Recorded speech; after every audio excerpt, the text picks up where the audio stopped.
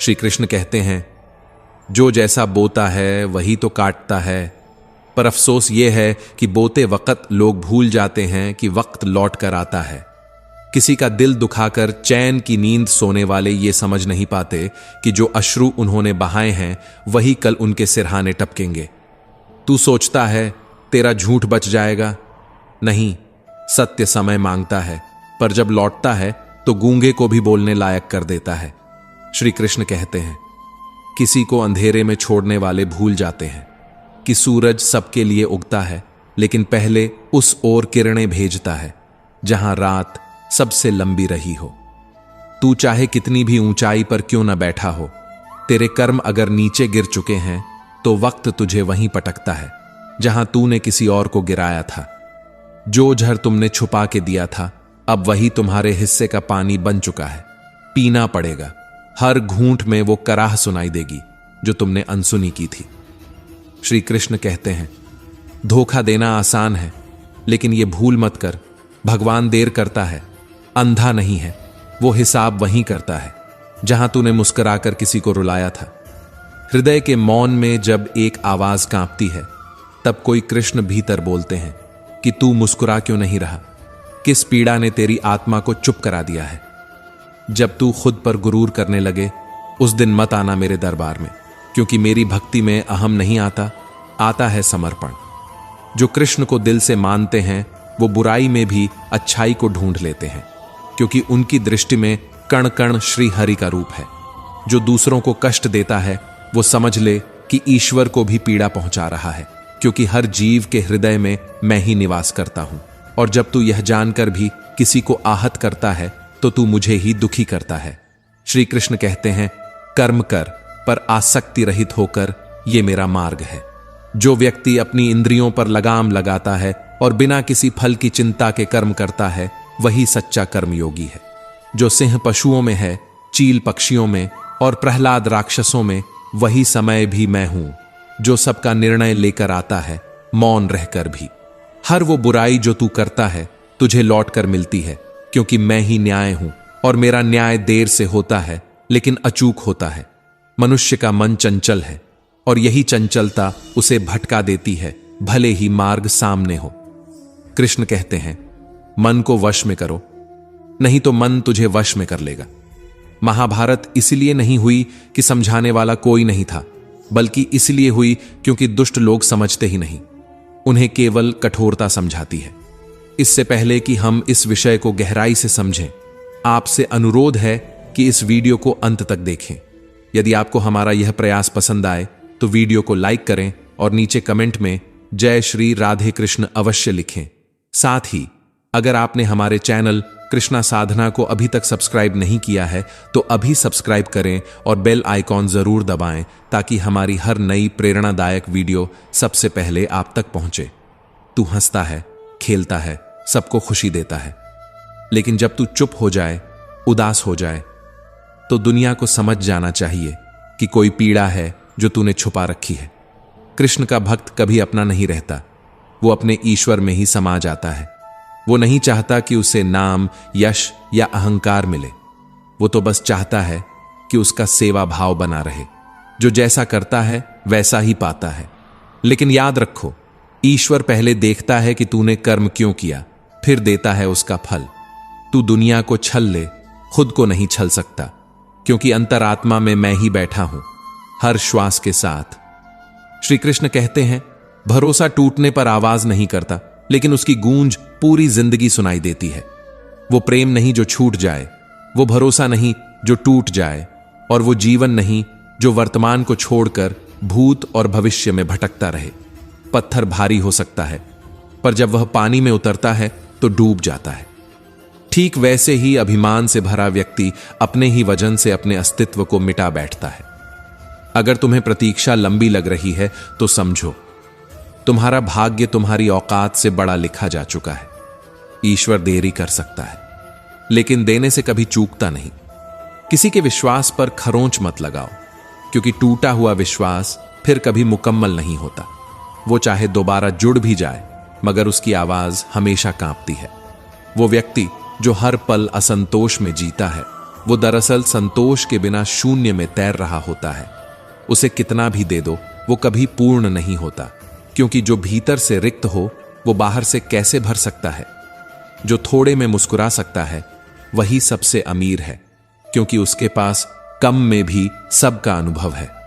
जो प्रेम को समझ गया वो वियोग से नहीं डरता, क्योंकि उसे झात होता है प्रेम केवल साथ में नहीं भाव में जीता है। मीरा के प्रेम में कृष्ण बिना साथ के भी संपूर्ण थे। जो जीवन में वर्तमान को नहीं जीता वह जीते हुए भी मृत है। कृष्ण कहते हैं, जीवन इस क्षण में है, इसे बांधो नहीं, इसे जी लो। जो नसीब में लिखा है वही होगा। यहां राधा के हृदय में स्थान था, मीरा की आत्मा में समर्पण था, मगर विधि ने रुक्मिणी को जीवन संगिनी चुना, क्योंकि विधाता स्वयं भी विधि के विधान को नहीं टाल सकते। त्याग करो तप करो, पर कभी खुद पर घमंड मत करो, क्योंकि जिस दिन तुम अपने आप को सर्वश्रेष्ठ मान बैठोगे उसी दिन जीवन तुम्हें तुम्हारे सबसे कमजोर पल से परिचित करा देगा। जो व्यक्ति सच्चे प्रेम में उतर गया वो इस जन्म में ही नहीं अगले जन्मों तक उसी प्रेम की गहराई में डूबा रहता है। प्रेम एक योग है, अंतिम मिलन है, आत्मा का आत्मा से संयोग है। कर्म करो पर निष्काम भाव से, जैसे बंसी के स्वर में संगीत है लेकिन वह कभी अपना नहीं होता, उसे जो बजाए उसी की होती है। वैसे ही जीवन को ईश्वर बजाता है और हमें बस स्वर बन जाना होता है। अगर तुम्हारा लक्ष्य देर से पूरा हो रहा है तो याद रखो, वो इसलिए नहीं कि तुम असफल हो, बल्कि इसलिए कि तुम्हारा भाग्य तुम्हारे धैर्य की परीक्षा ले रहा है। ईश्वर परीक्षा उसी की लेता है जिसे उत्तीर्ण करवाना चाहता है, बाकियों को तो वो कभी पाठशाला ही नहीं भेजता। श्री कृष्ण कहते हैं, वो जो जंगल में सबसे पहले काटा गया वो सबसे सीधा था, जो सबसे सरल था वही सबसे अधिक पीड़ा से गुजरा, और जो सबसे अधिक झुका वही सबसे अधिक टूटा, क्योंकि सीधे वृक्ष सबसे पहले गिरते हैं। दिव्यता वो नहीं जो स्वयं को तेज करे, दिव्यता वो है जो दूसरों को प्रकाशित करे। अगर तुम्हारी रोशनी सिर्फ तुम्हारे लिए है तो वो आग है, सूर्य नहीं। रणभूमि है जीवन, यहां अर्जुन भी तुम हो, कृष्ण भी तुम हो, सारथी भी तुम, रथ भी तुम और युद्ध भी तुम ही हो। हर सुबह उठकर स्वयं को ही समझाना पड़ता है, चलो आज भी युद्ध है। जो दूसरों के बल पर बैठकर फल खा रहा है वो ज्ञानी नहीं, वो चोर है। जो बिना कर्म के फल चाहता है वो भाग्य नहीं चुरा रहा, वो अपने आत्मसम्मान को गिरवी रख रहा है। जो आपके साथ रहते हुए भी आपकी कद्र नहीं करते वो असल में आपकी उपेक्षा नहीं कर रहे, वो स्वयं अपने दुर्भाग्य को आमंत्रित कर रहे हैं। क्योंकि जो व्यक्ति मूल्य नहीं समझता उसे मूल्यवान कुछ भी नहीं दिया जा सकता।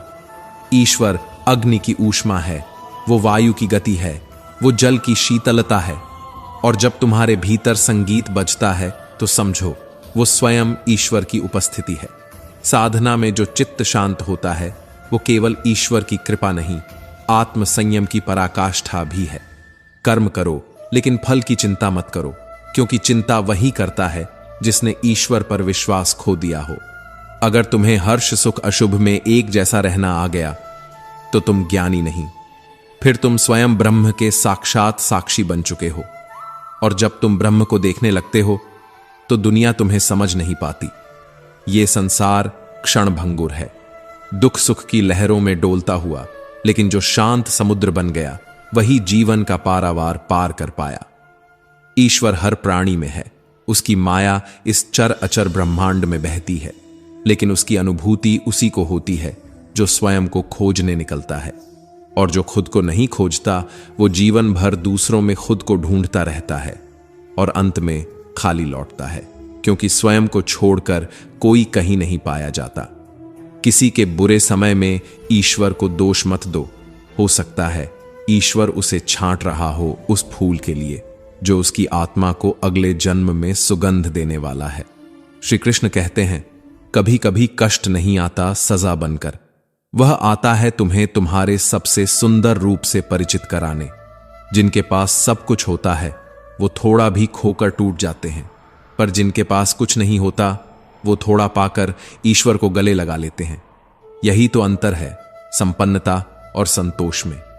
जो मृत्यु से डरता है वह जीवन को कभी नहीं समझ पाता, क्योंकि जीवन और मृत्यु दोनों एक दूसरे की गोद में सोते हैं। जन्म उसी के लिए तय होता है जो मर चुका हो, और मृत्यु उसी के लिए आती है जो कभी जन्मा था। संसार में जितना दिखता है वह उतना ठहरता नहीं। आज का सुख कल का शोक है, आज की हंसी कल की सीख बन जाती है। यहां स्थायी कुछ भी नहीं, न रिश्ते, न परिणाम, न शरीर। मुंह से माफ करना सरल है, पर हृदय से माफ करना वो तो उम्र की तपस्या है। मुख की क्षमा एक शब्द है, लेकिन हृदय की क्षमा वो त्याग है, तप है, आंसू है। जब तुम ईश्वर के करीब आ जाते हो तो लोग सोचते हैं तुम्हारा जीवन आसान हो जाएगा, पर ईश्वर का साथ कोई सुविधा नहीं, वो परीक्षा बनकर आता है। जिन्हें तुम पीड़ा कहते हो, साधक उन्हें प्रभु की कृपा मानते हैं। साधारण लोग भाग जाते हैं जब दुख आता है, लेकिन प्रेमी रुकते हैं, क्योंकि वो जानते हैं कि पीड़ा प्रभु की योजना है, एक उच्चतर प्रेम की परीक्षा है। संसार की हर खुशी अस्थाई है। आज जो हंसी है कल वही आंसू बन सकती है, लेकिन संसार से वियोग वही तो है जिसमें परम आनंद छिपा है, जो मृत्यु नहीं मुक्ति है।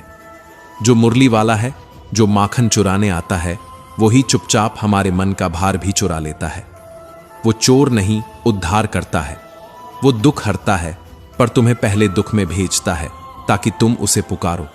संबंध बनते नहीं, वो जन्म जन्मांतर की बुनावट है, वरना इतनी बड़ी भीड़ में कौन किसे देखता है, कौन यूं ही किसी से जुड़ता है। जो आत्मा पुराने जन्म में स्पर्श कर चुकी हो वही इस जन्म में पास आती है। जो तुम्हारे साथ है वो संयोग नहीं, वो कर्म है, पूर्व जन्म का, किसी अधूरी कथा का, अधूरे अध्याय का। राधा और कृष्ण मिले नहीं, क्योंकि मिलन उद्देश्य नहीं था, उनका बिछड़ना ही प्रेम का सही अर्थ था। मिलन अगर हुआ होता तो प्रेम बस सुख बनकर रह जाता, पर बिछड़कर वो भक्ति बन गया। विवेकहीन निर्णय तुम्हें वहां नहीं ले जा सकते जहां श्री कृष्ण की भक्ति तुम्हें ले जा सकती है। उन्होंने अर्जुन को ज्ञान दिया, धर्म का मार्ग दिखाया और अंत में कहा, अब तू स्वयं तय कर क्या करेगा।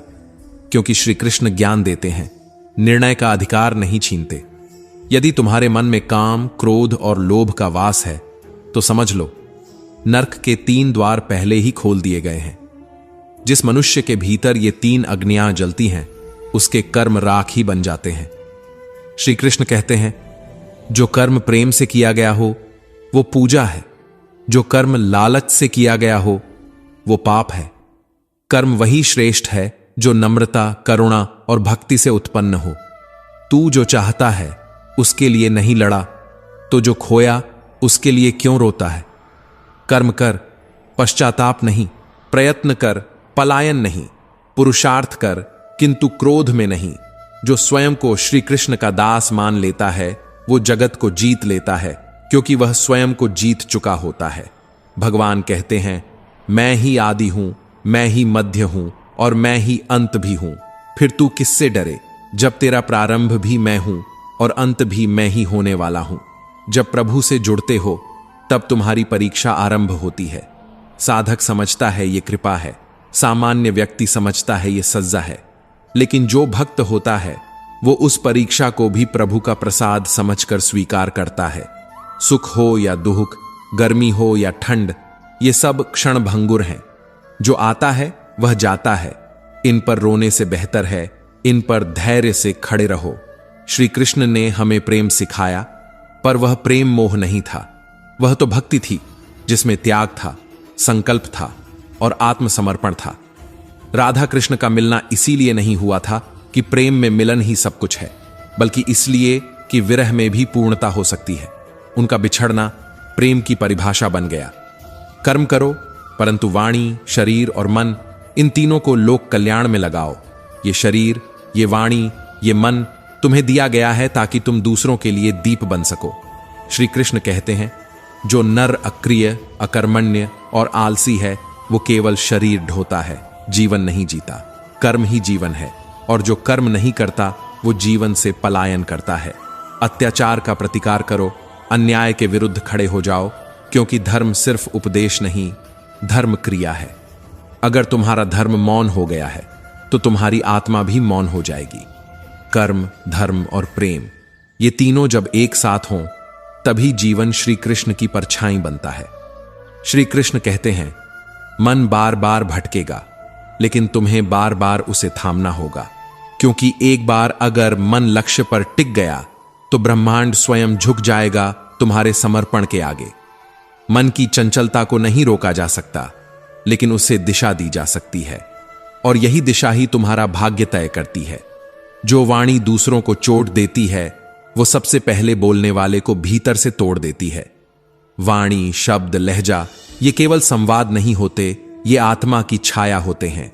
मनुष्य अपनी वाणी से या तो देवताओं जैसा बन सकता है या राक्षसों जैसा। शब्द ही वो अस्त्र हैं जो बिना रक्त बहाए रिश्तों को खत्म कर सकते हैं।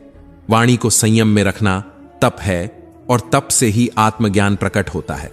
पाखंड, घमंड, क्रोध ये 3 ताले हैं आत्मा पर। जो इनसे बाहर निकलता है वही भीतर प्रवेश करता है। सच्चा ज्ञान सिर्फ सूचनाएं नहीं होता, वो झुकने से, सीखने से और टूटने से आता है। जो जानता है कि उसे कुछ नहीं आता, वो ही जानने की शुरुआत करता है। मूर्ख वही नहीं होता जिसे कम झात है, बल्कि मूर्ख वह होता है जो सीखने से इनकार कर देता है। मनुष्य जितना बाहर भागता है, उतना भीतर से खोखला होता जाता है। ज्ञान की तलाश भीतर की ओर होती है, भीतर से बाहर और बाहर से पुनः भीतर। भयग्रस्त मन से कोई निर्णय मत लेना, क्योंकि डर तुम्हें बचाता नहीं, वो तुम्हें बांध देता है। डर में लिया गया कोई भी फैसला भविष्य की दीवारों को हिला देता है। राग, द्वेष, क्रोध जब समाप्त होते हैं, तब व्यक्ति स्थिर हो जाता है, और स्थिर व्यक्ति पर्वत के समान होता है, जिसे न आंधी उड़ा सकती है न बारिश बहा सकती है।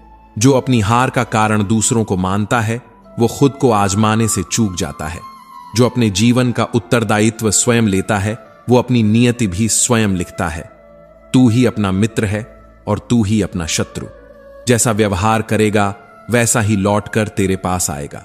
जीवन एक दर्पण है, तू जैसा दिखाएगा वैसा ही दिखेगा। अपने स्वामी की कृपा में जो समर्पित होता है, उसके लिए संकट भी वरदान बन जाते हैं। स्वामी उसकी रक्षा करता है, क्योंकि वो निष्ठा से कार्य करता है। संकल्प को पूरा करने के लिए मन को अचल बनाना पड़ता है, क्योंकि जो बार बार डगमगाता है वो मंजिल से दूर ही रह जाता है। लक्ष्य पर बार बार लौटना एक तप है, और तप से ही चमत्कार प्रकट होते हैं।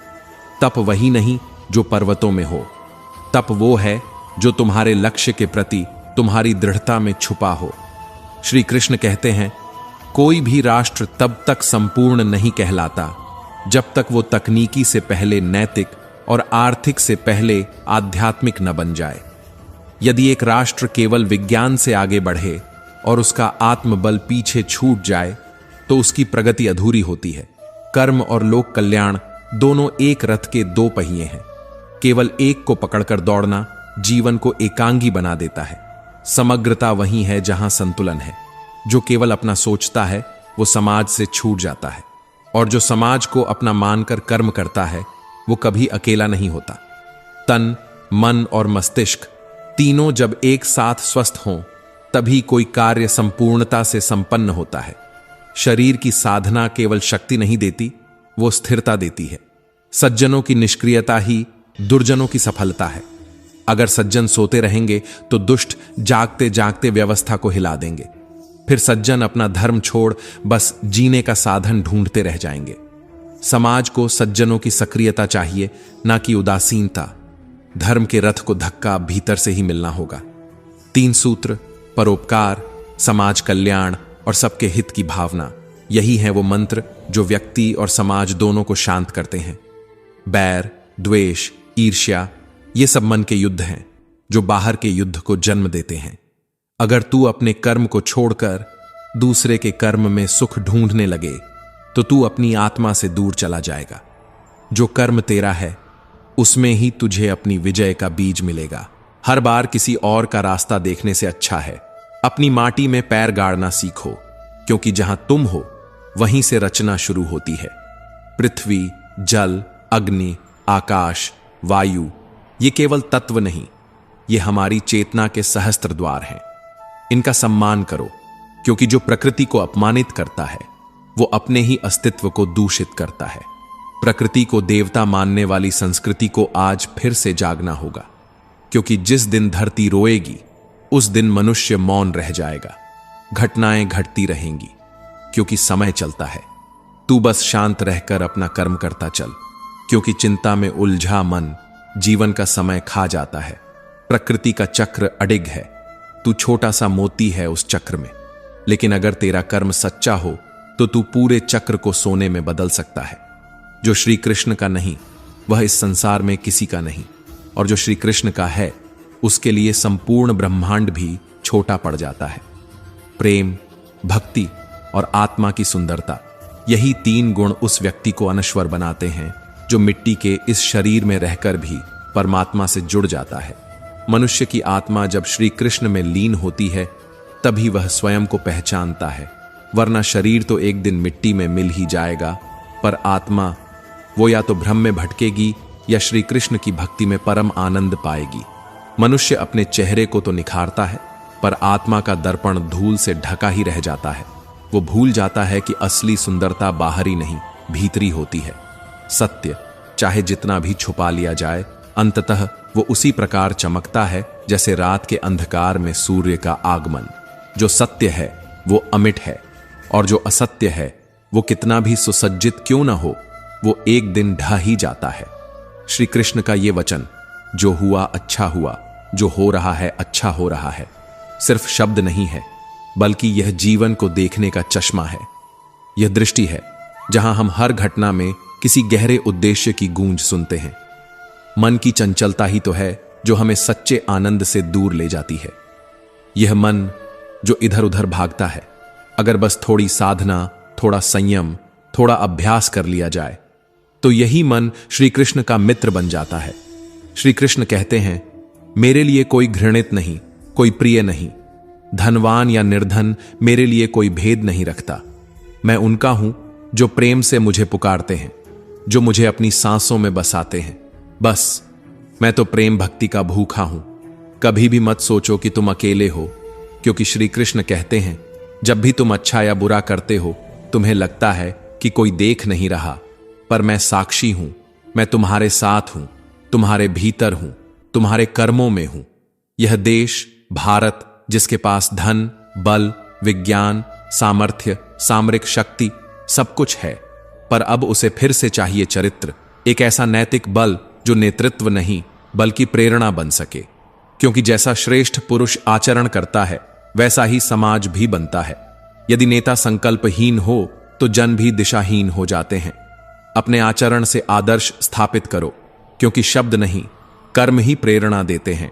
जो मनुष्य यह सोच लेता है कि सब कुछ उसी के नियंत्रण में है, वही सबसे पहले भ्रमित होता है, और जो यह मान लेता है कि कुछ भी उसके नियंत्रण में नहीं, वही सबसे पहले शांत होता है। क्योंकि जो स्वयं को कर्ता समझ लेता है उसका पतन तय है, और जो यह मान लेता है कि वह केवल निमित्त है, वह भगवान की दृष्टि में कर्मयोगी कहलाता है। विचार एक बीज हैं जो बोए जाते हैं, चुपचाप पर फल देते हैं जीवन को उलटकर। और यह बात बहुत देर से समझ में आती है कि जो हम सोचते हैं वही हम बनते हैं, धीरे, गहराई से, चुपचाप। जो सत्य में डूबता है वो शोर नहीं करता, जो दुख में मुस्कुराता है वही भीतर से मजबूत होता है। श्री कृष्ण कहते हैं, जो हो रहा है अच्छा हो रहा है, पर जो यह नहीं समझता वह सोचता है सब कुछ मेरे ही साथ क्यों, क्योंकि वो देखता है केवल परिणाम और श्री कृष्ण देखते हैं प्रयास। श्री कृष्ण कहते हैं, कर्म करो, क्योंकि निष्क्रियता मृत्यु है। हर वह दिन जिसमें तुमने अपने मन का सामना नहीं किया वो दिन नहीं, केवल समय की राख है। और अगर तुम आज रुके तो कल रोओगे, पर अगर आज रोकर भी चलते रहे तो कल वही आंसू चमकेंगे तुम्हारी जीत के माथे पर। हर नकारात्मक सोच तुम्हारे रास्ते की धूल है, उसे झाड़ते जाओ, क्योंकि मंजिल उन्हीं को मिलती है जो रास्ते साफ रखते हैं, सोच नहीं।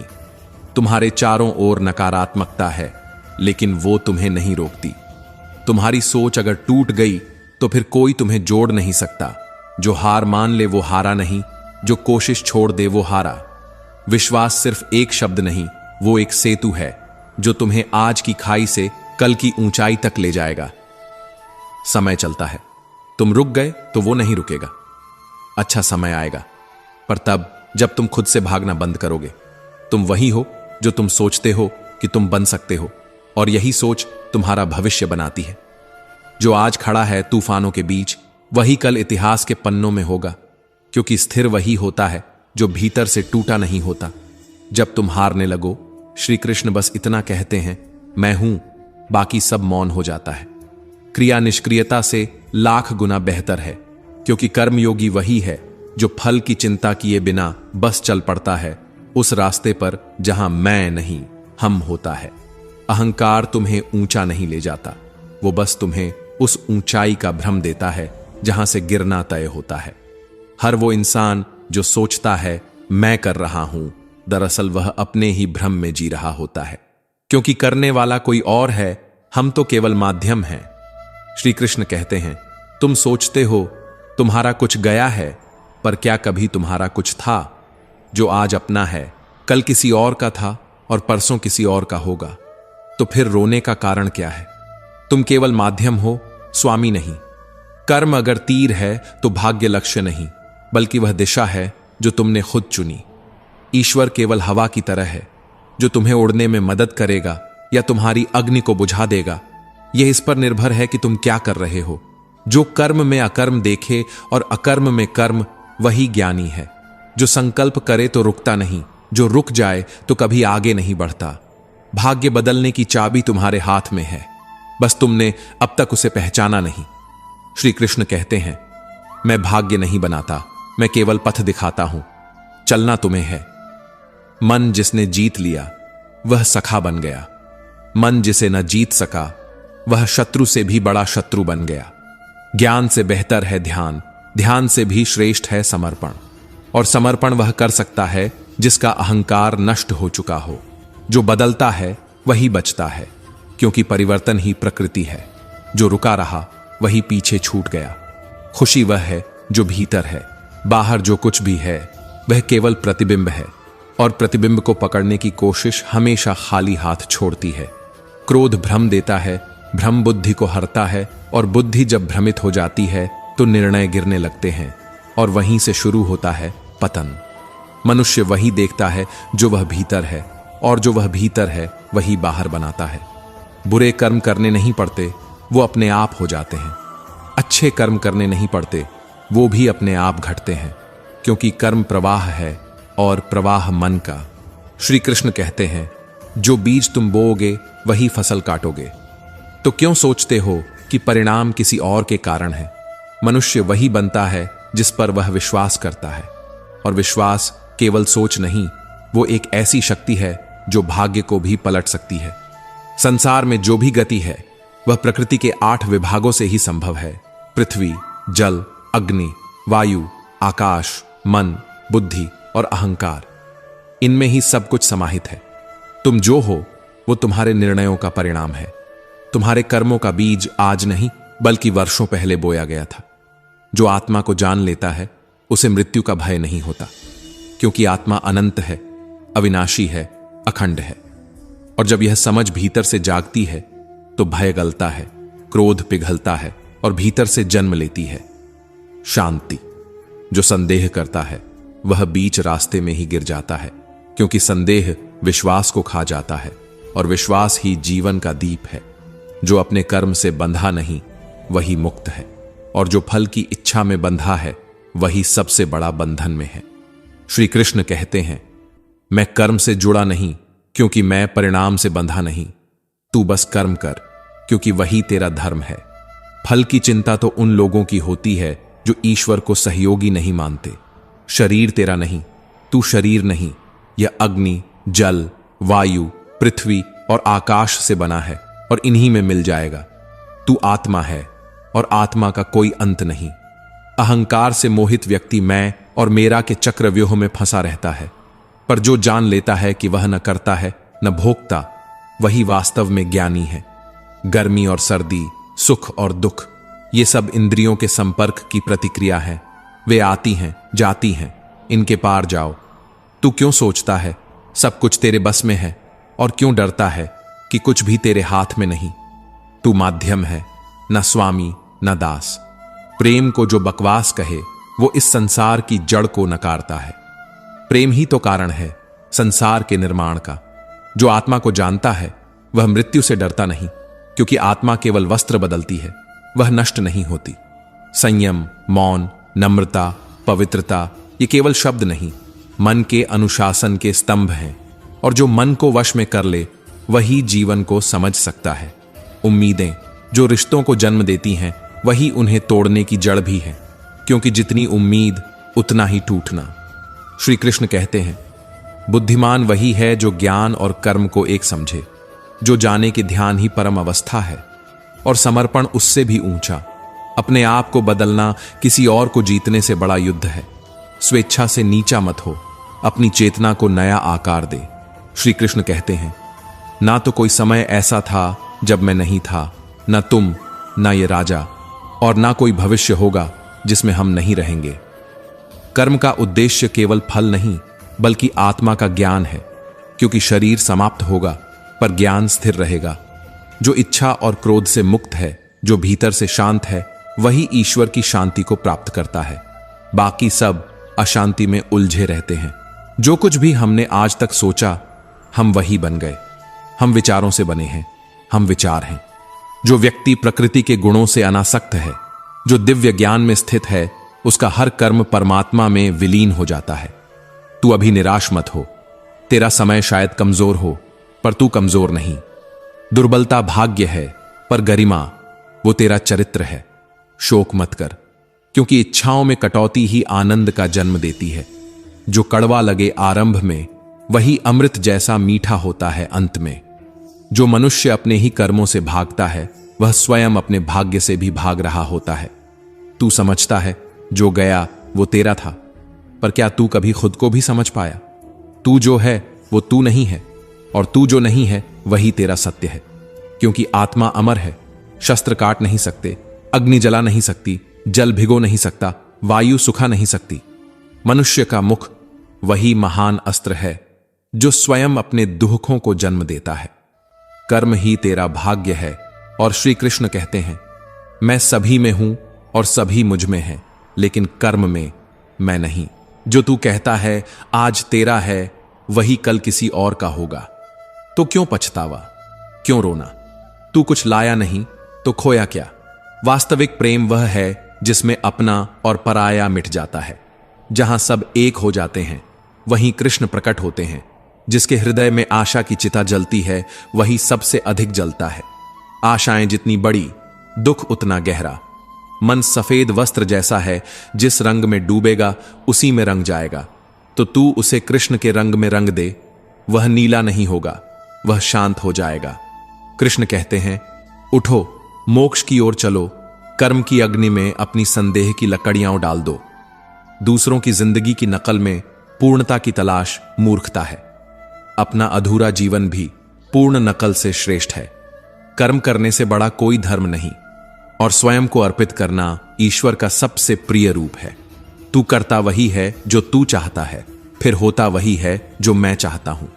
अब तू वही कर जो मैं चाहता हूं, ताकि फिर वही हो जो तू चाहता है। वक्त से कोई जीतता नहीं, कोई हारता भी नहीं। वक्त बस सिखाता है कि सत्य क्या है और तेरा स्थान क्या है। श्री कृष्ण कहते हैं, जीवन क्षण है, अतीत नहीं, भविष्य भी नहीं, सिर्फ यही पल है। प्रेम का अनुभव वह अमृत है जो मृत्यु से भी मुक्त करता है। जिसे प्रेम का अनुभव हो गया, वह कभी परास्त नहीं होता। कृष्ण के चरणों में वंदन ही सबसे बड़ा बल है। लज्जा छोड़ो, अभिमान मिटाओ और मन को एकाग्र कर हरि को समर्पित कर दो। तू जो भी कार्य करता है, उसके फल का कारण मत बन। फल की चिंता कर्म का अपमान है। जो तेरी कद्र नहीं करता, उससे दूर रहो। कभी कभी अकेलापन सच्चे रिश्ते से बेहतर होता है। मेरे लिए प्रिय वही है जो दुख से भागता नहीं, सुख को पकड़ता नहीं, शोक नहीं करता, लालसा नहीं रखता।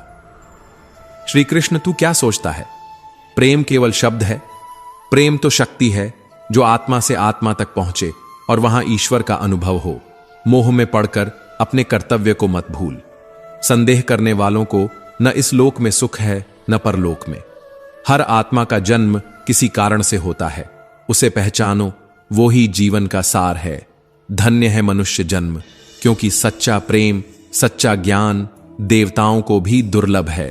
अगर तुम कलयुग में बैठे बैठे केवल मांगोगे तो तुमसे वही छीना जाएगा जिसे तुम अपनी सबसे बड़ी पूंजी समझते हो।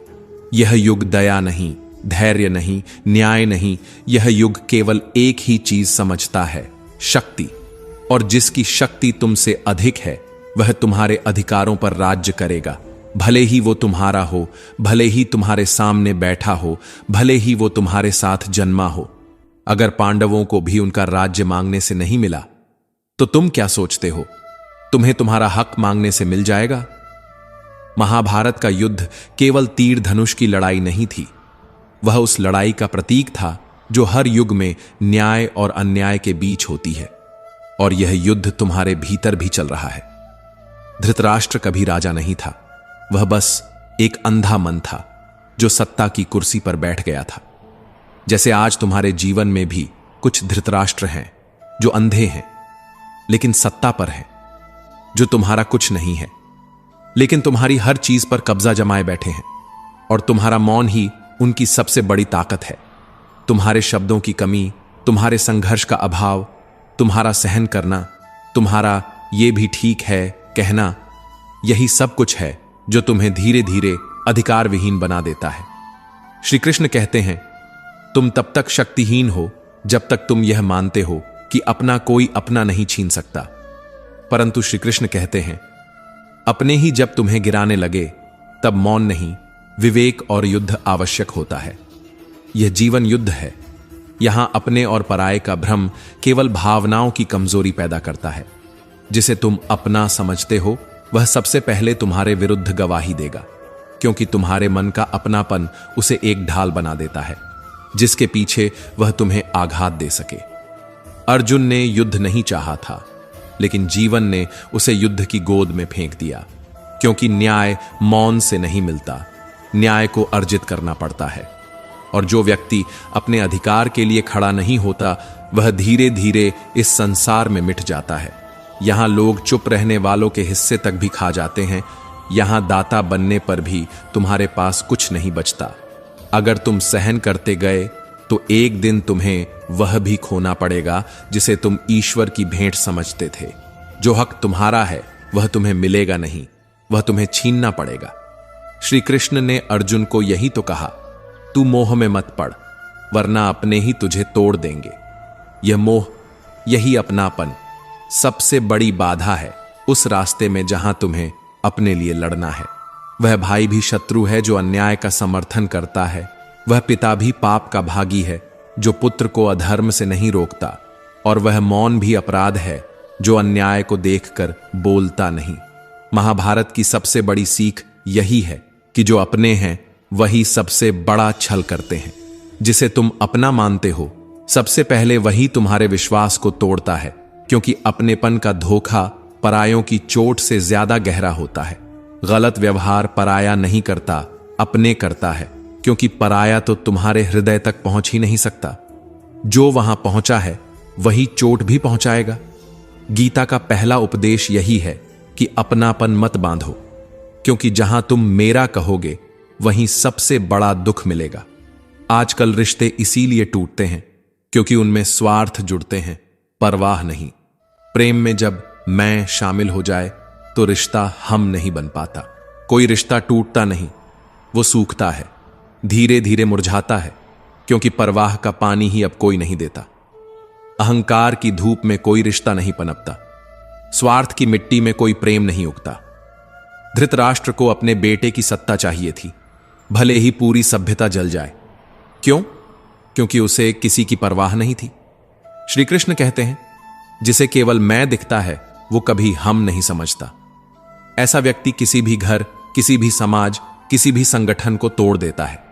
तुम गौर करना, हर नया रिश्ता तब बनता है जब दो लोग एक दूसरे की परवाह करते हैं। पर जब परवाह मरती है, रिश्ता उस दिन से मिटने लगता है। रिश्तों में संवाद नहीं, अब प्रतिस्पर्धा होती है। प्रेम नहीं, अब अधिकारों की गिनती होती है। संवेदनाएं नहीं, अब प्रमाण मांगे जाते हैं। लोग कह देते हैं जाना है तो जाओ, लेकिन भूल जाते हैं कि कभी यही भाव उनकी तरफ भी लौटेगा। जो कहता है मुझे फर्क नहीं पड़ता, समय एक दिन ऐसा लाएगा जब उसी के होने या न होने से किसी और को भी फर्क नहीं पड़ेगा। कृष्ण ने यही तो कहा अर्जुन से, जहां मोह होगा वहां विवेक नहीं रहेगा, जहां अपनापन होगा वहां न्याय खो जाएगा। इसलिए भावनाओं से मत बहो, चेतना से जियो, परवाह करो, लेकिन अपने स्वाभिमान की कीमत पर नहीं। अगर कोई व्यक्ति तुम्हारी परवाह नहीं करता तो यह समझ लो कि वो कभी भी तुम्हें तोड़ सकता है। रिश्ते तो जुड़ते हैं, लेकिन टिकते सिर्फ वहीं हैं जहां परवाह रोज की जाती है, जहां मैं रोज थोड़ी सी जगह छोड़ता है हम के लिए। जब अहंकार ऊंचा हो और परवाह नीची, तो वहां प्रेम नहीं, केवल समझौता होता है। जो चीज तुम्हारे मन को हल्का करती है वही तुम्हारे लिए सही है। जो चीज तुम्हारे मन को बार बार खींच कर नीचे गिराती है, चाहे वह कितनी भी सुंदर, आत्मीय या जरूरी क्यों ना लगे, उसे छोड़ना ही तुम्हारा असली आत्मसम्मान है। कई बार हम उन चीजों से चिपके रहते हैं जो हमें धीरे धीरे भीतर से खत्म कर रही होती हैं, सिर्फ इसीलिए कि हम उन्हें पसंद करते हैं।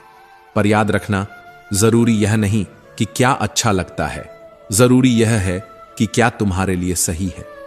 अगर मन का बोझ बन गई है कोई इच्छा, कोई रिश्ता, कोई सपना, तो अब वह त्याग मांगता है, संघर्ष नहीं।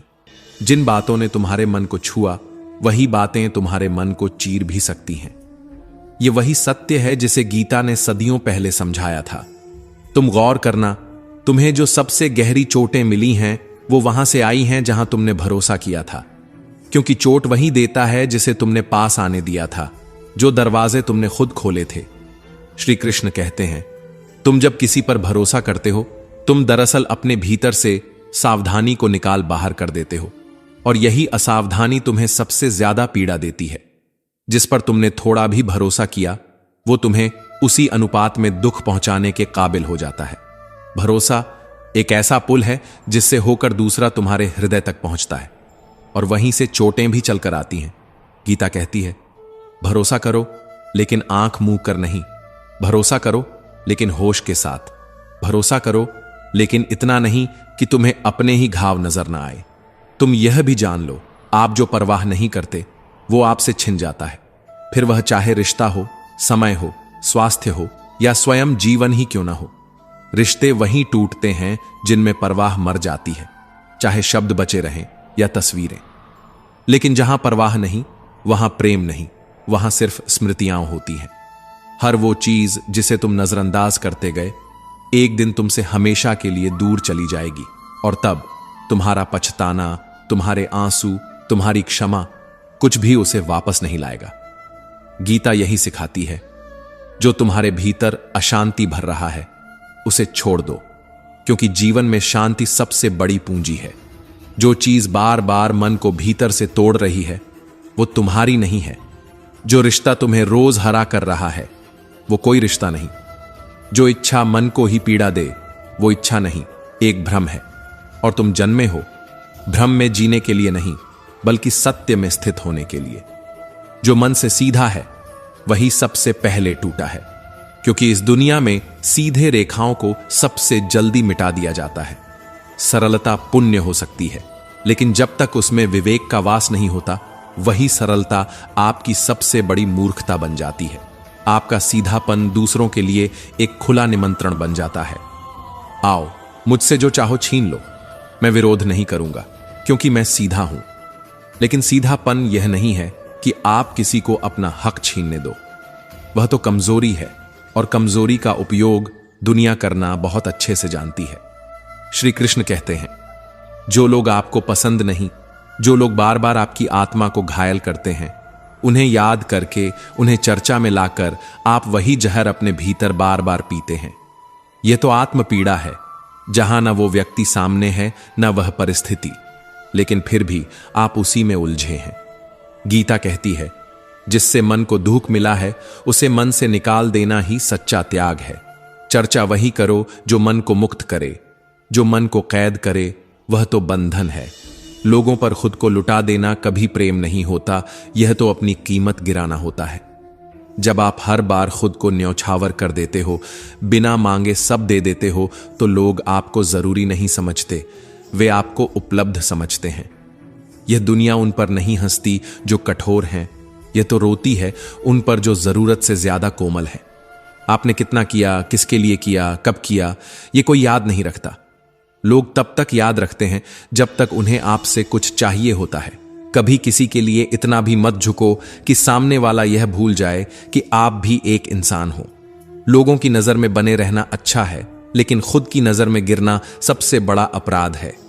कभी कभी ना कहना सबसे पवित्र कर्म होता है। जो दुनिया आपके प्रेम को आपकी कमजोरी समझे, वहां प्रेम करना स्वयं से धोखा है। जो केवल तब साथ हों जब आप उन्हें कुछ दे सकते हो, उन्हें रिश्तेदार नहीं कहा जाता, उन्हें लाभार्थी कहा जाता है। परवाह करो लेकिन सीमा तक, त्याग करो लेकिन आत्मा को खोकर नहीं। देते रहो लेकिन खुद को भी मत भूलो, क्योंकि जो खुद को खो देता है वो दुनिया में कभी भी नहीं पाया जाता। श्री कृष्ण कहते हैं, कभी कभी जिंदगी का सबसे बड़ा झूठ यही होता है कि हम सोचते हैं कोई हमारा है। जहां अपेक्षाएं जन्म लेती हैं, वहीं सबसे पहले आत्मसम्मान मरता है। श्री कृष्ण कहते हैं, जिस दिन तुमने किसी और को अपनी मुस्कान की वजह बना लिया, उसी दिन से तुम्हारे आंसू तुम्हारे नहीं रहे। जो लोग तुम्हारे सामने खड़े हों और तुम्हारे दर्द में खामोश रहें, वो परिवार नहीं, वो तो महाभारत की सभा के वो पात्र हैं जिन्होंने द्रौपदी का चीरहरण होते देखा और फिर भी मौन रहे।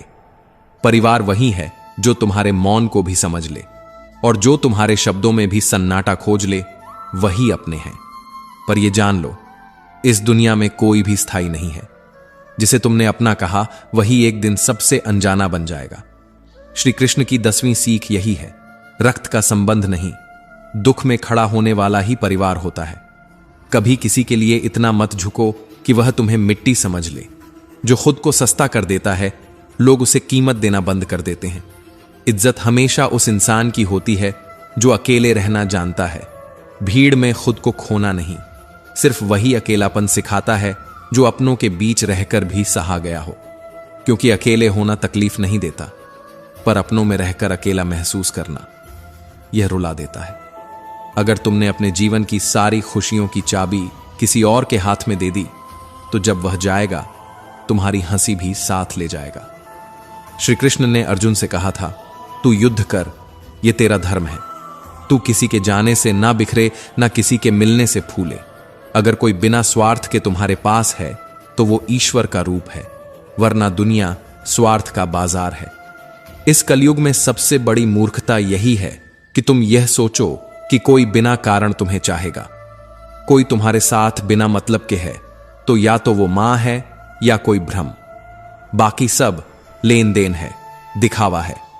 महाभारत के मैदान में युद्ध भाइयों के बीच था, पर श्री कृष्ण अर्जुन के साथ थे, क्योंकि श्री कृष्ण संबंध नहीं, सत्य के साथ खड़े होते हैं।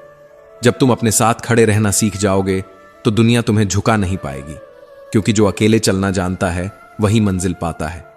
आत्मबल वही है जब तुम खुद ही अपनी उम्मीद बन जाओ और किसी के साथ होने की जरूरत ना बचे। तो इस जीवन में अगर तुम चाहते हो कि लोग तुम्हारी इज्जत करें, तो सबसे पहले खुद की नजरों में खुद को ऊंचा करो, क्योंकि कोई भी तब तक तुम्हें नहीं मानेगा जब तक तुम खुद को ना मानो। जिसे तुमने अपना मानकर पैसे दिए, वही इंसान एक दिन तुम्हें ऐसा अनजान बना देगा जैसे तुम कभी उसके जीवन में थे ही नहीं। जो पैसा तुम किसी पर दया दिखाकर देते हो, वही दया एक दिन तुम्हारी सबसे बड़ी कमजोरी बन जाती है। श्री कृष्ण कहते हैं, कलयुग में सबसे कठिन चीज है सही इंसान को पहचानना, और सबसे बड़ी भूल है बिना सत्य जाने किसी पर विश्वास करना। आपके द्वारा दी गई सहायता अगर उस इंसान की आदत बन गई, तो वह कभी अपने हालात बदलने की कोशिश नहीं करेगा। और अगर आपने मना कर दिया, तो वही इंसान जो कल तक आपको भगवान मानता था, आज आपको मतलबी, स्वार्थी और निर्दयी कहेगा। जो रिश्ते पैसों पर टिके हों, वो रिश्ते नहीं, लेन देन है। और जहां लेन देन होता है, वहां भावनाएं मर जाती हैं, आपके अपने भी। जब आपके पैसे की जरूरत होगी, तो आपके आत्मसम्मान से ज्यादा अपने काम को तवज्जो देंगे।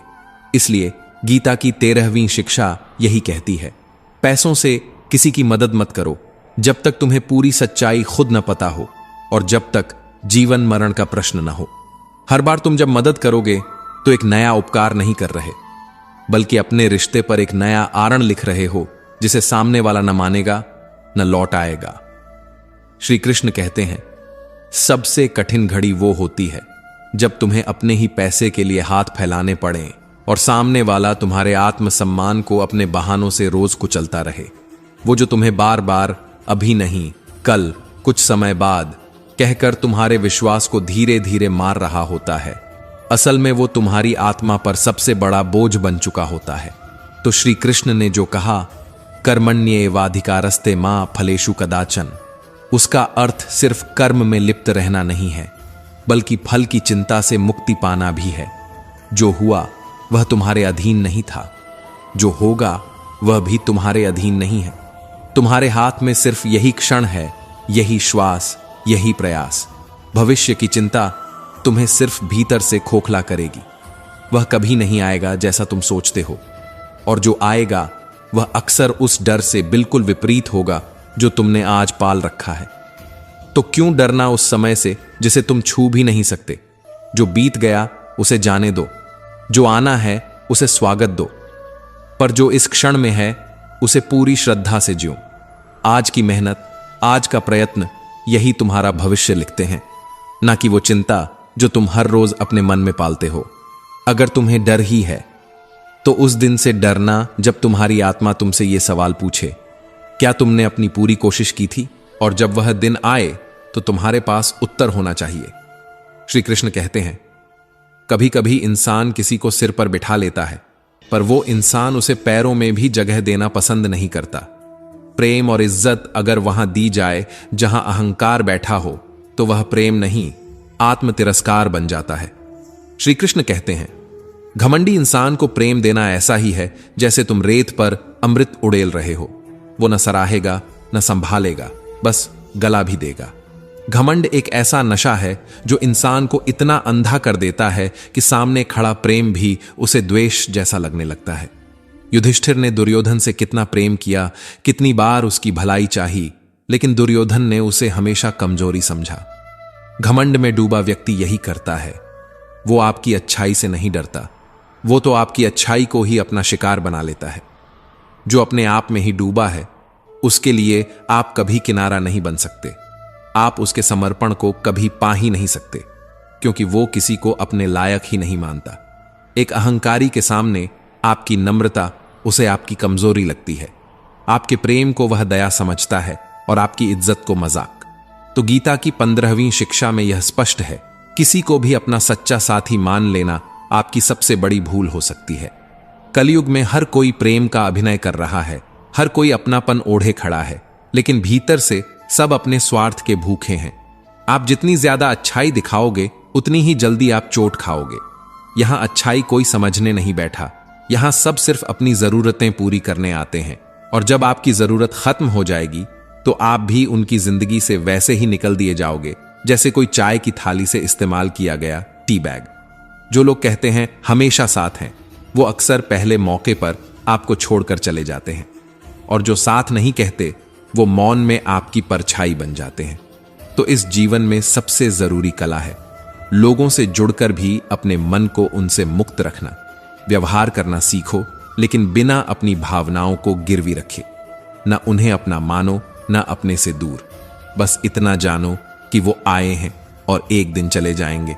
अपनेपन की अपेक्षा करना बंद करो, क्योंकि लोग उतने ही अपने होते हैं जितना उनके स्वार्थ की डोर उनसे बंधी होती है। इसीलिए इस संसार की सबसे सच्ची बात यही है, जितना ज्यादा तुम लोगों को समझोगे, उतना ज्यादा अकेलापन पसंद करने लगोगे। जो इंसान रिश्तों की डोर से सबसे ज्यादा बंधा होता है, उसी के हाथ सबसे ज्यादा कटते हैं।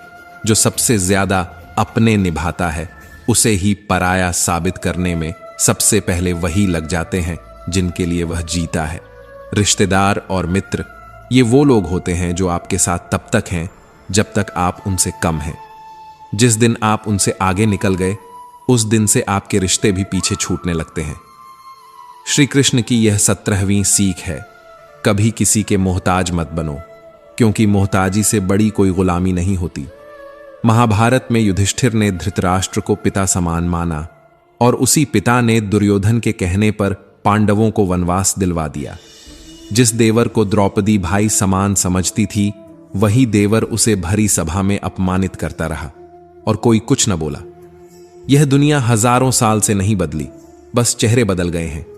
अब रिश्तेदार दुर्योधन जैसे नहीं दिखते, पर उनकी सोच, उनकी ईर्ष्या और उनका स्वार्थ अब भी वैसा ही है। आपके अपने जब आपके दुख पर चुप रहते हैं तो वह चुप्पी सबसे ज्यादा चुभती है, और जब वो आपकी खुशियों पर ताने कसते हैं तो वही ताने सबसे गहरे घाव बन जाते हैं। आपका जो भाई है वही सबसे पहले आपकी तरक्की से परेशान होगा। जो मित्र है वही सबसे पहले आपके पीछे बुराई करेगा। जिस दिन आप किसी के भरोसे जिंदा रहने लगते हैं, उसी दिन से आप अपनी आजादी खो देते हैं। नौकर, रिश्तेदार, दोस्त, घर वाले, जिसे भी आपने ये जताया कि तुम्हारे बिना मैं नहीं चल सकता, उसी दिन से वह आपके आत्मसम्मान की सीढ़ियां गिनने लगता है। और जब तक उसे यह लगता है कि आप उस पर निर्भर हैं, वह आपको नखरे दिखाता रहेगा। पर जिस दिन उसे एहसास हो जाए कि आप उसे छोड़ सकते हैं, वह सीधा खड़ा हो जाएगा। श्री कृष्ण कहते हैं, लोग तब तक सिर पर बैठते हैं जब तक उन्हें यह भ्रम हो कि आपके पास विकल्प नहीं है, और जब उन्हें लगे कि आप उनका विकल्प ढूंढ सकते हैं तो वह आपके सामने झुकने लगते हैं। तो श्री कृष्ण ने कहा था, स्वधर्मे निधनम श्रेयः परधर्मो भयावह। अपनी क्षमता, अपना कर्तव्य और अपनी स्वतंत्रता, इन्हें कभी किसी के भरोसे मत छोड़ो। जिन्हें तुमने अपना समझा, उन्हीं से तुम्हें सबसे गहरी चोटें मिली, और जिन्हें तुमने कभी नहीं गिना, कई बार वही लोग तुम्हारे लिए सबसे बड़ा सहारा बन गए। इसलिए ये समझो, रिश्ते निभाना महानता है, पर रिश्तों में घुटते रहना मूर्खता है। कभी किसी को अपनी जिंदगी की चाबी मत देना, क्योंकि जिसे चाबी मिलती है वही ताले भी लगाता है। और जब आप अपने जीवन का द्वार खुद बंद कर बैठते हैं, तो फिर कोई बाहर वाला आकर उसे क्यों खोलेगा? जो इंसान तुम्हारे सिर पर चढ़कर नाचता है, वो इसीलिए नहीं कि तुम कमजोर हो, बल्कि इसलिए कि तुमने उसे अपनी रीढ़ पर बैठने दिया। किसी का मोहताज होना एक ऐसा जहर है जो धीरे धीरे इंसान की आत्मा तक को घुन की तरह खा जाता है। जिस घर में तुम सिर्फ इसलिए चुप रहते हो क्योंकि वहां से बाहर नहीं जा सकते, वही घर तुम्हारा पिंजरा बन जाता है। तुम जितना सहते जाओगे, वो लोग उतना ही तुम्हें इस्तेमाल करते जाएंगे। कभी ध्यान से सोचना, आपका हर दुहूक वहां से शुरू होता है जहां आपने अपने वजूद को किसी और की मर्जी से जोड़ दिया।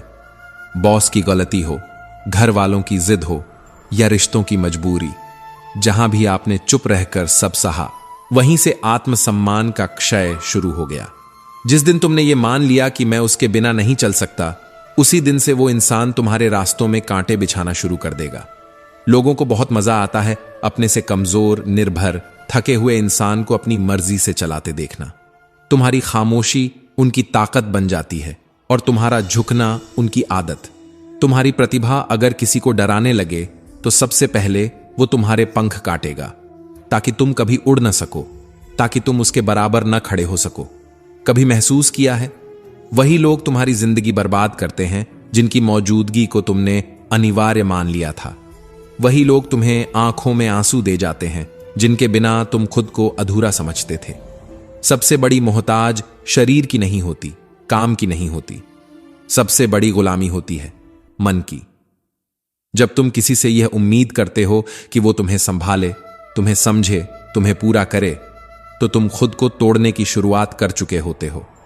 जो तुम्हें सहारा देने के नाम पर हर रोज तुम्हारी आत्मा को दबाता है, वो तुम्हारा साथी नहीं, वो तुम्हारा सबसे खतरनाक शत्रु है। कई बार हम ऐसे लोगों के आगे झुकते हैं जिनसे दूर जाना ही असली मुक्ति है, पर डर हमें बांध देता है, अकेले रह जाने का डर। पर अकेलापन सज्जा नहीं है अगर तुमने खुद से मिलना सीख लिया हो। मां बाप ही सिर्फ ऐसे हैं जो आपकी मोहताजियों का कभी फायदा नहीं उठाते। बाकी दुनिया में ऐसा कोई नहीं जो तुम्हारी निर्भरता का शोषण न करे। जिस दिन तुमने ये मान लिया कि मेरे बिना कुछ नहीं रुकता, उस दिन से तुम किसी के अधीन नहीं रहोगे। श्री कृष्ण कहते हैं, जिसे आप प्रेम देते हैं, अगर वह इंसान उस प्रेम के योग्य ही नहीं, तो वह आपका प्रेम नहीं समझेगा। वह उसे आपके अहंकार की कमजोरी समझेगा और फिर उसे तोड़कर रख देगा। प्रेम वहीं दो जहां उसका मूल्य समझा जाए। जिसे अपने हाथों से दिया हुआ प्रेम अगर किसी के पैरों तले रौंदा जाए, तो वो प्रेम नहीं, आत्म अस्वीकृति बन जाती है। श्री कृष्ण ने अर्जुन से कहा, मन मना भव मद भक्तो मध्याजी मान नमस्कुरु।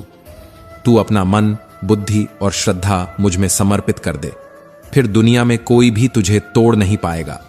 आपका दिल जब तक किसी इंसान से जुड़ा है, आप सदैव कमजोर रहेंगे, पर जिस दिन आपने उसे श्री कृष्ण से जोड़ दिया, उस दिन से कोई भी मानव आपको पीड़ा नहीं दे सकेगा। जो इंसान मुश्किलों से डर जाता है, उसका डर ही उसकी सबसे बड़ी कठिनाई बन जाता है, और जो इंसान मुश्किलों में भी अपने भीतर की आग को बचा कर रखता है, वही उस अंधेरे में भी रोशनी को जन्म देता है। धैर्य वो शक्ति है जो सबसे कठिन समय को भी सबसे सरल मोड़ पर मोड़ देती है। कभी अकेलापन इतना भी बुरा नहीं होता जितना गलत लोगों का साथ। कई बार कुछ नहीं, गलत किसी चीज से लाख गुना बेहतर होता है। Nothing is better than nonsense. ये सिर्फ अंग्रेजी की पंक्ति नहीं, बल्कि जीवन की सबसे बड़ी सच्चाई है। इसीलिए जो लोग खुद को अकेला समझकर रोते हैं, श्री कृष्ण उन्हें यही समझाते हैं कि तुम अकेले कभी थे ही नहीं। जो ईश्वर सबकी आत्मा में समाया है, वह तुम्हारे भीतर भी उतना ही जीवित है। तुम जिन लोगों को अपनी जरूरत समझ बैठे, वही एक दिन तुम्हारी सबसे बड़ी कमजोरी बन गए। गीता का 20वां उपदेश यही है, बीते हुए कल को छोड़ दो। जो बीत गया उसका शोक मत करो। जो शेष है वही जीवन है। अगर तुम अपने कल में ही उलझे रहोगे, तो आज भी वैसा ही गुजर जाएगा जैसा बीता हुआ कल था। अपने कल की राख को आज के सूरज पर मत फेंको, वरना आने वाला कल भी धुएं से भर जाएगा। किसी के साथ रहने की आदत बना लेना कभी कभी आत्मा का सबसे बड़ा बोझ बन जाता है। आप जिसे जरूरत समझ बैठते हैं, वो लोग अक्सर आपको तोड़कर चले जाते हैं। इसलिए श्री कृष्ण बार बार कहते हैं, जिस दिन तुमने खुद को स्वयं में स्थापित कर लिया, उस दिन से दुनिया की कोई शक्ति तुम्हें भीतर से तोड़ नहीं पाएगी। जो जीवन ईश्वर ने तुम्हें अकेले चलने के लिए दिया, उसे किसी और के सहारे पर टिकाकर मत चलो। जिस रिश्तेदार को आप हर बार सबसे पहले बताते हैं, वही सबसे पहले आपकी खुशी से जलता है। और दुख की बात यह है कि यह बात आपको तब समझ आती है जब आप उसकी आंखों में मुस्कान की जगह ईर्ष्या देखते हैं। लोग कहते हैं बाहर वाले बुरे होते हैं, पर सच यह है कि बाहर वाले कभी आपको इतना नहीं तोड़ते जितना आपके अपने तोड़ते हैं। महाभारत का युद्ध बाहर वालों से नहीं, अपने भाइयों से हुआ था। दुर्योधन का जहर किसी शत्रु से नहीं आया था, वह उसी घर में पला था जहां पांडवों का जन्म हुआ था। श्री कृष्ण कहते हैं, आपकी तरक्की से दुनिया को नहीं, आपके करीबी रिश्तेदारों को दर्द होता है, क्योंकि वे आपको उसी जगह पर देखना चाहते हैं जहां वो हैं, या उससे नीचे। वो आपको आगे बढ़ता देखकर डरते नहीं हैं, बल्कि खुद पीछे छूट जाने की आग में जलते हैं। गीता का 22वां उपदेश यही है, जो तुम्हारा अपना होने का दावा करता है, वो अक्सर वही होता है जो तुम्हारी पीठ में पहला वार करता है। आपके रिश्तेदारों की मुस्कान कभी कभी तुम्हारी खुशी से नहीं, बल्कि तुम्हारी परेशानी देखकर खिलती है। इसीलिए जब तुम किसी से यह उम्मीद लगाते हो कि वो तुम्हारे साथ सच्चा प्रेम करेगा, तो यह तय कर लो कि तुमने स्वयं को चोट के लिए खोल दिया है। किसी से जितना अधिक तुम मोह रखोगे, उतना ही अधिक तुम्हारा हृदय टूटेगा। जिसे तुमने सबसे स्पेशल बना दिया, वही सबसे बड़ी सजा बन जाता है। किसी का बदल जाना इतना दुख नहीं देता जितना उसका अपना होना और फिर बदल जाना दुख देता है। तुम जितना अधिक किसी को अपनाओगे, वो उतना ही तुम्हें अपना मानना बंद कर देगा। जैसे जैसे तुम्हारा मोह बढ़ेगा, तुम्हारी आत्मा बंधन में जकड़ती जाएगी। जिससे तुमने सबसे गहराई से जुड़ाव महसूस किया, वही तुम्हें अंदर से सबसे ज्यादा तोड़ेगा। माँ बाप अपने बच्चों की वजह से रोते हैं, प्रेमी अपने प्रेम की वजह से, और हर इंसान उसी की वजह से टूटता है जिसे उसने अपना सबसे करीबी मान लिया था। लोग धोखा नहीं देते, आप ही हैं जो उन्हें अपनी आत्मा तक घुसने का अधिकार दे देते हो, जिसके वह काबिल ही नहीं थे। तुमने अपने विश्वास की कुंजी उस हाथ में सौंप दी जो तुम्हारे द्वार की रक्षा नहीं, विनाश करने आया था। जिसे गुस्सा जल्दी आता है, वो रिश्ते नहीं निभा सकता, क्योंकि लोग प्रेम से नहीं, डर से उससे जुड़ते हैं। और डर से जो रिश्ता जुड़ता है, वो सिर्फ मौन के बोझ पर खड़ा होता है। हर बार छोटी छोटी बातों पर अगर तुम आग बन जाओ, तो धीरे धीरे सब लोग तुमसे दूर हो जाते हैं। क्योंकि उन्हें नहीं पता कि अगली बार कब तुम फट पड़ोगे। क्रोध कभी दूसरों को नहीं जलाता, वह आग सबसे पहले उस बर्तन को जला देती है जिसमें वह रखा होता है। जो व्यक्ति क्रोध में डूब जाता है वो न शरीर से स्वस्थ रहता है न आत्मा से शांत। हृदय को बींधता है क्रोध, रक्तचाप को बढ़ाता है और सबसे ज्यादा तोड़ता है मन की स्थिरता को। और यही कारण है कि हर ज्यादा क्रोधित व्यक्ति को समाज मानसिक रूप से असंतुलित समझने लगता है, क्योंकि क्रोध के बाद जो सन्नाटा आता है वो अक्सर शर्म और पछतावे से भरा होता है। गीता का 25वां उपदेश यही कहता है, किसी भी आदत की अति आपके जीवन की शांति को नष्ट कर देती है, चाहे वो खाना हो, नींद हो, टीवी या मोबाइल हो, या सिर्फ लेटे रहने की आदत। हर अति आपको भीतर से खोखला कर देती है। जीवन का अर्थ त्याग नहीं, संतुलन है। आप हर चीज का स्वाद ले सकते हैं, पर वह स्वाद कब जहर बन जाए इसकी पहचान भी आपको ही करनी होगी। किसी आदत का गुलाम बनना अपने ही भीतर की स्वतंत्रता को धीरे धीरे घुटने देना होता है। और जब आदतें आपको खा जाती हैं तब आप ये तक भूल जाते हैं कि आप कौन थे। गीता की 26वीं शिक्षा हमें यही सिखाती है कि जब जीवन की कठिनाइयां आएं तो भागो मत, न हारो न बिखरो, बस ईश्वर के सामने बैठो और शक्ति मांगो। पर मांगने का तरीका भी समझो। प्रार्थना और भीख में अंतर है। भीख में हम कहते हैं मुझे बचा लो, प्रार्थना में हम कहते हैं हे ईश्वर मुझे शक्ति दो कि मैं खुद को बचा सकूं। ईश्वर से मत कहो मुसीबत को हटा दो, कहो मुझे इतना मजबूत बना दो कि मैं इस मुसीबत को पार कर सकूं। श्री कृष्ण कहते हैं जो ईश्वर से शक्ति मांगता है उसे रास्ते दिखते हैं, जो रास्ते मांगता है उसे भ्रम मिलता है। और फिर आती है गीता की 27वीं शिक्षा, जिसे सबने सुना है पर बहुत कम ने समझा है, कर्म करो, फल की चिंता मत करो। इसका अर्थ यह नहीं कि जो मन में आए करते जाओ और कहो फल तो ईश्वर देगा। इसका यह भी अर्थ नहीं कि किसी बेकार काम में सालों समय लगाते रहो और उम्मीद करो कि कभी न कभी उसका कोई नतीजा निकलेगा।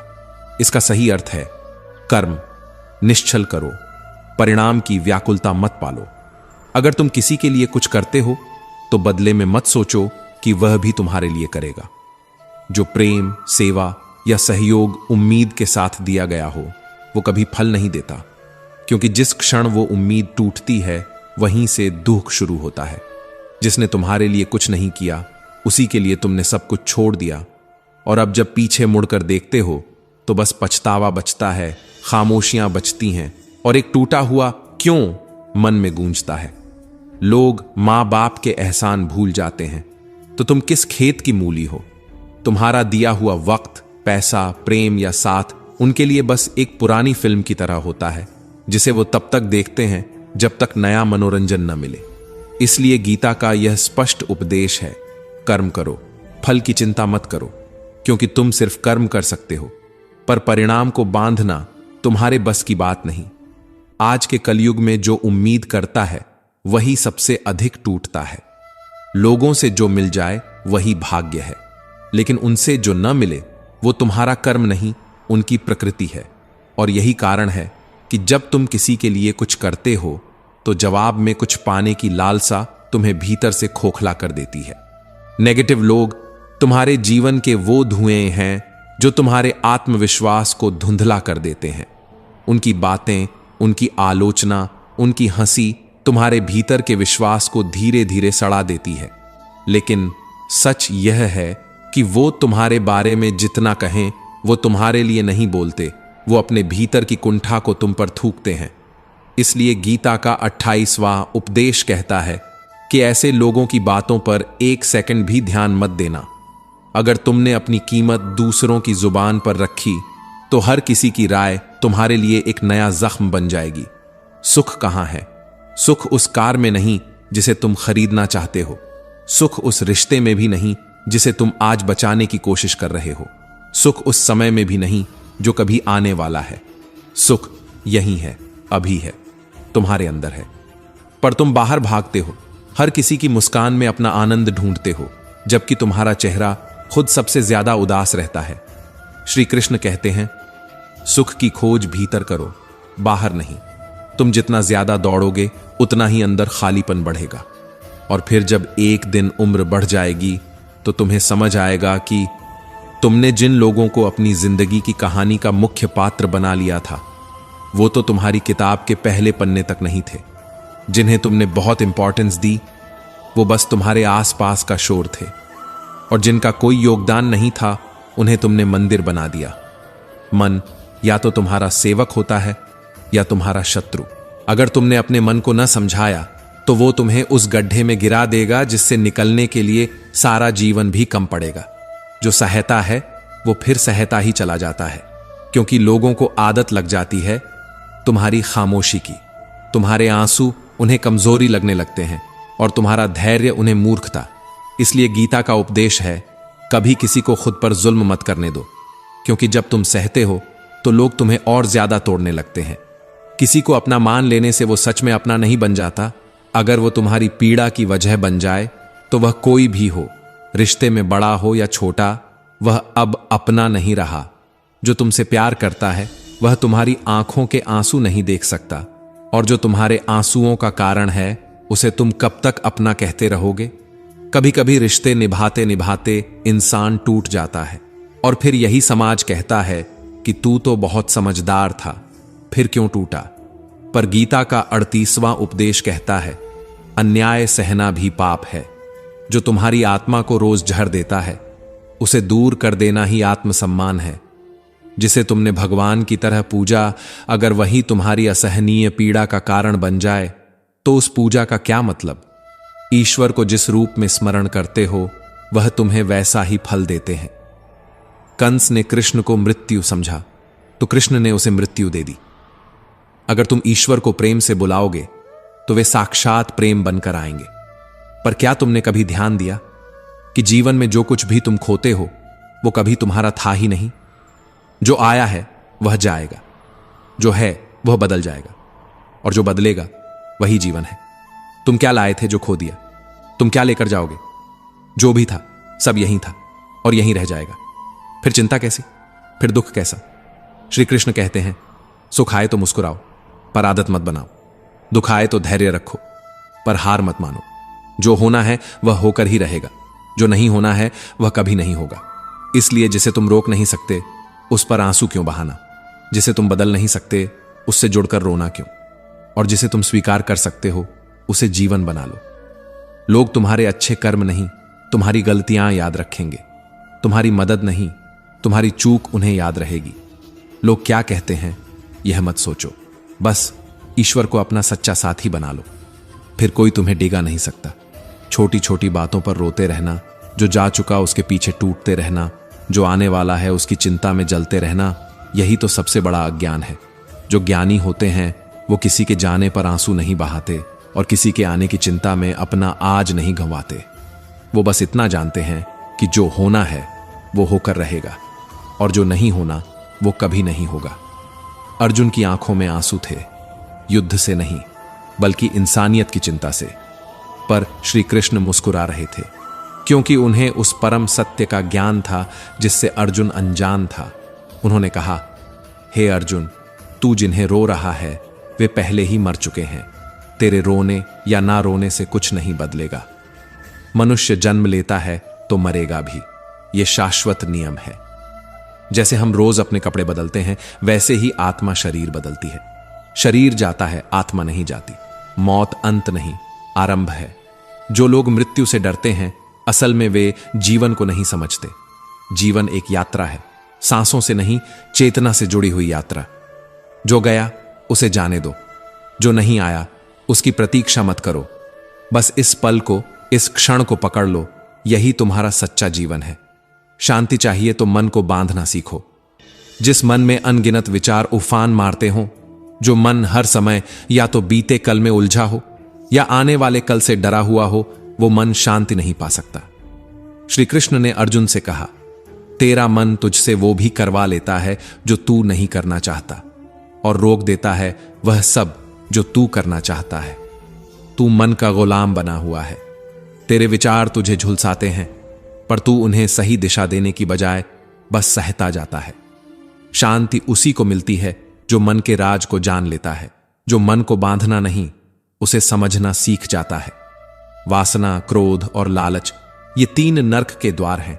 जो इनसे संचालित होता है वह जीवन भर दुख देता है, दुख सहता है। इनसे मुक्त होने वाला ही सच्चा विजेता कहलाता है। भगवान कई नामों से पुकारे जाते हैं, पर सब एक ही परब्रह्म के रूप हैं। शिव भी वही हैं, विष्णु भी वही हैं, ब्रह्मा, इंद्र, अग्नि, चंद्र, सूर्य सब उसी का प्रकाश है। जो ओम है, जो काल है, जो महाकाल है, वो एक ही है। श्री कृष्ण ने कहा, जिस रूप में मुझे स्मरण करेगा उसी रूप में मैं तुझे दर्शन दूंगा। कंस ने मृत्यु रूप में स्मरण किया तो मैंने मृत्यु रूप धारण किया। भेदभाव मत कर, किसी भी ईश्वर में बड़ा छोटा मत समझ, क्योंकि सब उसी एक की विभूतियां हैं। और जब तू जान जाएगा कि यह सारा संसार उसी से चल रहा है, तब तुझे कोई दुख नहीं सताएगा, कोई डर तुझे तोड़ेगा नहीं।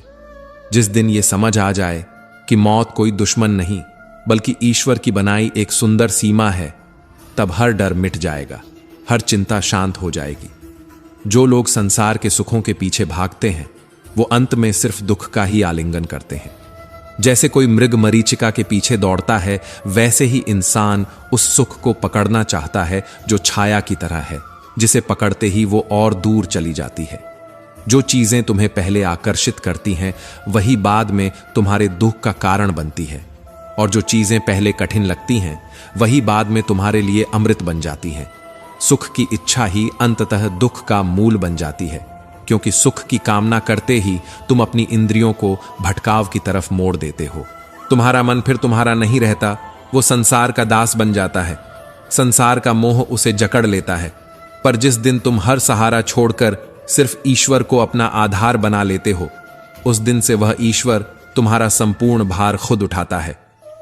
श्री कृष्ण कहते हैं, जो कुछ नहीं मिला वो मैं दिलाता हूं, और जो कुछ मिल गया है उसकी रक्षा मैं करता हूं। जिसने खुद को पूर्णतः समर्पित कर दिया उसकी चिंता श्री कृष्ण स्वयं करते हैं। उसकी रक्षा उसके अपने कर्म नहीं, ईश्वर की कृपा करती है। परंतु यह संसार, यह तो बस एक बदलती हुई परछाई है। जो कल तुम्हारा था आज उसका नाम तक याद नहीं रहता। कहां गए वो लोग जिनके बिना तुम जी नहीं सकते थे? कहां हैं वो रिश्ते जिनके लिए तुमने हर त्याग किया? अब तो वह लोग तुम्हें पहचानते भी नहीं, और तुम अब भी उनकी याद में रोते हो। यहां हर चीज बदलती है, हर रिश्ता, हर चेहरा, हर संवाद, हर साथ। यह शरीर भी हर दिन बदल रहा है, और एक दिन यह भी साथ छोड़ देगा। तो फिर किस लिए मोह, किस लिए यह पकड़? जो पकड़ोगे वो छूटेगा, जो बांधोगे वह टूटेगा। यह संसार ऐसा ही है। तुम हर दिन इस शरीर को सजाओगे और अंत में यह शरीर ही तुम्हें छोड़कर चला जाएगा। तब न वो घर तुम्हारा होगा, न वह सामान, न वह रिश्ते, न वो नाम, न वो सम्मान। श्री कृष्ण कहते हैं, जीवन भर जिसके लिए लड़े, एक दिन सब यहीं छूट जाएगा, और तुम सोचते रहोगे कि अब क्या। पर श्री कृष्ण पहले ही कह चुके हैं, जो गया उसका शोक मत कर, जो आने वाला है उसकी चिंता मत कर, जो है बस उसी में जी। तू जो मोह में फंस गया है, कभी संबंधों के नाम पर, कभी संपत्ति के नाम पर, कभी मान सम्मान के नाम पर, उसी मोह ने तेरा चैन छीना है, तेरी नींद, तेरा आत्मविश्वास, तेरा सारा सुख। श्री कृष्ण कहते हैं, किसी से इतना मोह मत कर कि वह तुझे रुलाने का कारण बन जाए। रिश्ते निभा पर खुद को ना मिटा। सुख चाहो पर उसकी लत मत लगाओ। ईश्वर से प्रेम करो पर उसे भी व्यापार मत बनाओ। दूरी कभी कभी वही बनती है प्रेम की सबसे बड़ी परीक्षा, वही बनती है समझ का सेतु, वही सिखाती है कि जो दूर गया वह उतना ही गहरा था। बीज और फल के बीच जितना संबंध होता है उतनी ही दूरी भी होती है जड़ों और शाखाओं में। जैसे वृक्ष के भीतर बीज छिपा होता है, वैसे ही हमारे भीतर छिपा होता है एक अनकहा मोह, जो हमें बांधता है, जो हमें तोड़ता है, और फिर उसी टूटन में ईश्वर का ज्ञान जन्म लेता है। मोह सबसे खतरनाक बंधन, शेर को भी गीदड़ बना सकता है, योद्धा को हथियार गिरवा सकता है। अर्जुन जिसने देवताओं तक को परास्त किया, वही मोह में इतना थरथराया कि कह उठा, हे माधव, मेरे हाथ कांप रहे हैं, मुझसे धनुष नहीं उठाया जा रहा, मुझे अपने ही लोगों पर बाण चलाना है। यह मोह ही तो है जो सोचने की शक्ति को निगल जाता है, जो युद्ध से पहले ही मनुष्य को हरा देता है।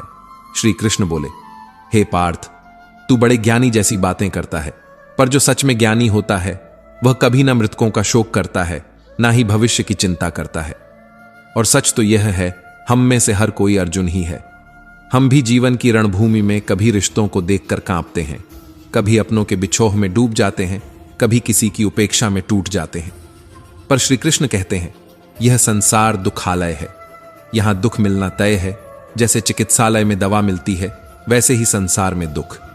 यहां कुछ भी स्थायी नहीं, न सुख न दुख, न सम्मान न अपमान, न जीत न हार। यहां हर चीज अस्थाई है, हम स्वयं भी। जिसने यह जान लिया उसने जीवन के सारे झगड़े त्याग दिए। मोह, अगर इससे नहीं उभरे तो सब कुछ खो बैठते हैं, क्योंकि मोह जब टूटता है तो मनुष्य बिखर जाता है। कोई तुमसे कहे सब कुछ मेरा है, तो उससे पूछो, क्या तुम अपने दुख भी रख लोगे? श्री कृष्ण ने कहा, जो व्यक्ति सारे सहारे छोड़कर मुझे ही अपना सहारा बना लेता है, उसकी हर जरूरत मैं स्वयं पूरी करता हूं। जो मुझ में लीन हो जाता है, उसका योगक्षेम मैं वहन करता हूं। जो न मिला उसे दिलाता हूं, जो मिला उसकी रक्षा करता हूं। और फिर भी मनुष्य चाहता है कि सब कुछ उसके अनुसार हो जाए, पर जब ऐसा नहीं होता तो वह ईश्वर को नहीं, अपने मोह को दोष देता है। श्री कृष्ण कहते हैं, जीवन में हर क्षण बदलता है।